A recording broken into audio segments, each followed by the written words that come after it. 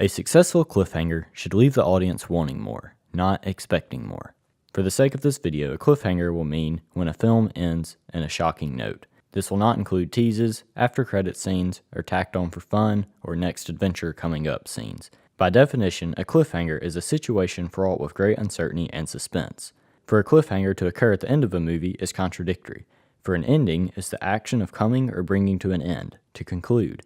The end or the last part. If the ending is the last part, then how can you have a cliffhanger?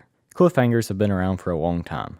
The TV shows and serials of old and even today would end on a shocking note so that audiences would be sure to tune in next week. The more shocking the ending, the more sure of an audience they would have. But cliffhangers are based on fans. If you have a large fan base, you can get away with not having a real ending. The fans will come back. But in order to make a movie for a mass audience, for anyone to enjoy, you have to have a completion, not just a cliffhanger. So in order to meld the contradictory cliffhanger and ending, we're going to take a look at 3 incredibly successful films. Many movies end on a cliffhanger but don't work because they didn't end the story. They left the audience expecting more, not just wanting more. A cliffhanger can technically mean any situation in a film that is fraught with great uncertainty and suspense, but for the sake of this video, this is only the ending of a film. What does Infinity War, Pirates of the Caribbean, Dead Man's Chest, and Empire Strikes Back all have in common? Number 1, they're great films. You can't deny that. Every one of them are filmmaking at their best. And number 2, they all have cliffhangers. And number 3, they all follow the rules of storytelling. When it comes to cliffhangers, adaptations of a book seem to be more shocking. But even with a book, an ending is better. A cliffhanger may bring the fans back, but it won't drive general audiences. On both sides of the adaptation and the original spectrum, we have different types of films. Films that ended with good cliffhangers, and films that ended with bad ones. The good ones all bring the film to a completion. The bad ones leave the film hanging. They cut off part of the film that is critical to the story. To have a great cliffhanger, you must complete the story. You don't have to complete the grand scale of the story, just the story you're trying to tell. So how are these films financially successful by ending on a cliffhanger? They all hinge on one element, completion. These aren't stories split in part. They're more like stories building into a main structure. You can have 3 separate stories that are part of a main one, or you can chop a story in 3 different parts, but each film must stand on its own. And while fans may drive the audience for some that don't, a great film, a financially successful film, will stand on its own and will bring the film to completion. These films don't do anything shockingly different. They merely present stories in unconventional ways. Pirates of the Caribbean Dead Man's Chest ends on a cliffhanger. The audience doesn't know what will happen next or how it will happen. But they don't have to. The film stands on its own. The film includes many plot lines and storylines hinging on one element. Jack Sparrow is trying to escape death. The writer's structure around strong character arcs.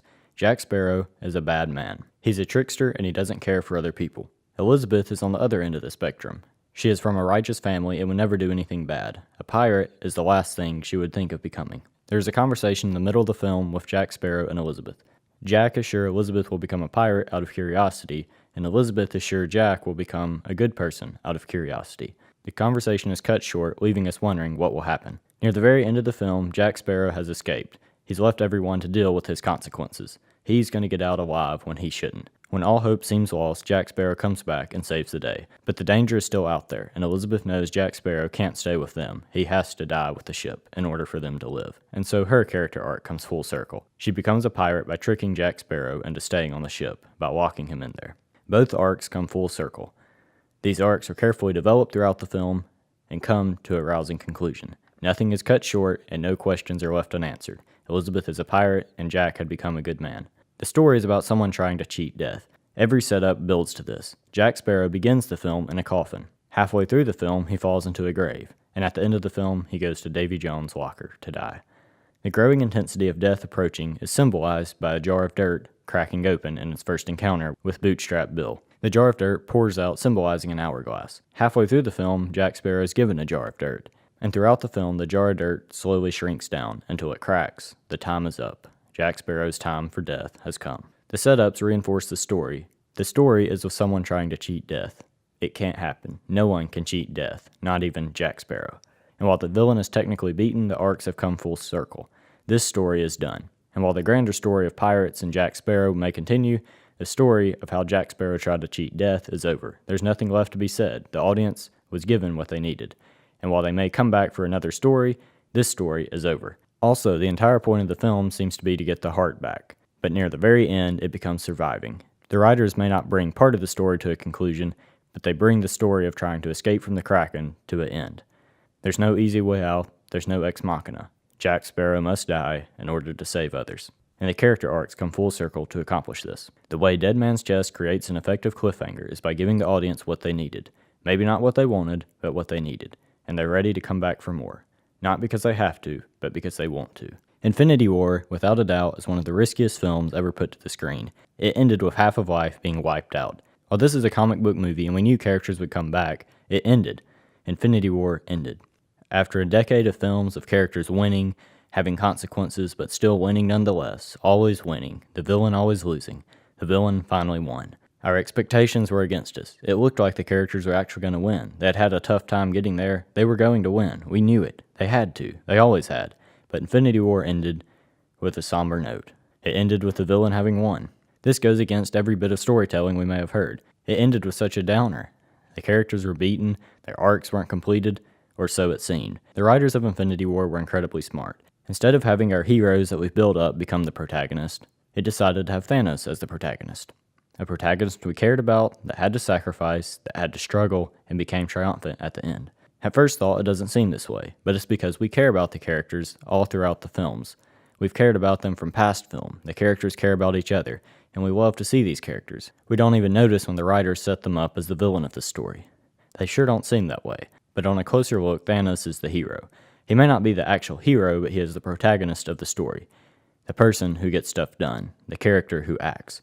Thanos gets a backstory like most main characters. We see his point of view, and Thanos must sacrifice. All great characters have to sacrifice something in order to get their goal. And in the best scene of the movie, Thanos sacrifices the only thing he loves. And Thanos struggles throughout this film. Almost nothing comes easy for him. The antagonists give him a run for his money. They give it everything they've got to stop him from his plan. And at the last moment, when all hope seems lost for Thanos getting his way, he reigns triumphant. If there was triumphant music over it, we'd agree with Thanos being the hero. Most scenes like this would be the ending, with the hero winning, the armies of darkness being defeated, slowly fading away. In Thanos' eyes, that's what is happening. And at the end, he can sit peacefully on a farm. The villains have been put to rest. The hero, the protagonist, has won. Infinity War had high expectations. The audience is working against it, giving the writers exactly what they wanted. Infinity War may have looked like it had a cliffhanger, but it was built around the protagonist getting what he wanted. It ended on a final note. Even the end credits scene didn't try and correct anything. It ended with Thanos winning. It's a truly great cliffhanger because the audience is working against it. They don't understand what's happening until it's happened. Thanos is a great protagonist. Yes, he's a villain, but he is a protagonist. And so one of the greatest cliffhangers was created by following the typical rules of storytelling. Empire Strikes Back was without a doubt one of the biggest cliffhangers of its time. Star Wars was the biggest film of all time, and when its sequel came out, it ended on a true downer. The fans were stunned. General audiences that were just getting in on the Star Wars craze were shocked. This was a downer. It was a huge risk. And while it is a massive cliffhanger, blatantly setting up a sequel, it follows the basic rules of storytelling and comes to a conclusion. Almost every character arc is brought to an end. It tells the story it wants to tell. A small story, an intimate story, set amongst the vast galaxy of Star Wars. And while the scale of the trilogy may be huge, the scale of this story is small, and ending on such a cliffhanger is easy for it. Luke Skywalker finds his dad, Darth Vader finds his son. And while it may be in a shocking fashion, the story is brought to an end. And much like Pirates of the Caribbean, it takes a departure from its plot to give a small battle to look like it's won. The setups and payoffs come thick and fast. Everything coming together, the hyperdrive finally working, the officers having to tell Darth Vader, everything comes together in a shocking conclusion. And there's even a sense of hope at the end. All of the payoffs have come together, the arcs have finished, that story is over. And while a new story is coming, this cliffhanger works because it finished up the story it was trying to tell. All these films have something in common. They end on a cliffhanger, but they do it by following the basic rules of storytelling. It's like closing a chapter, a very dark chapter, but now we're ready for more. We're ready to find out what happens next. We've been given meat, true character arcs, everything coming to a completion. And while it may not have worked out the way we thought, we're ready for more. And while most of these are just blatant sequel bait, they work. They work by telling a complete story, and it's part of another story. But that story is over. That story comes to a completion. In all these stories, there's no easy way out. Jack Sparrow can't just trick the Kraken. They can't just get Han Solo back. All the heroes can't just beat Thanos. There's no ex machina. There's no easy way out. These characters face the consequences. These films follow the structure of finality. It does seem like the end, but it doesn't have the sense of it. We don't feel like it's the end, but it is the end, and we understand it subconsciously. These characters are at the end. These characters have finished their arcs. The story is over. We want more, but we don't expect more. And these films do end with a tease of the next one. A tease is not a cliffhanger. A tease is just a thing to get the audience excited, the fan base excited. But the general movie-going audience, they understand that they've experienced a complete story. And so the way to create a successful cliffhanger is to leave the audience wanting more, not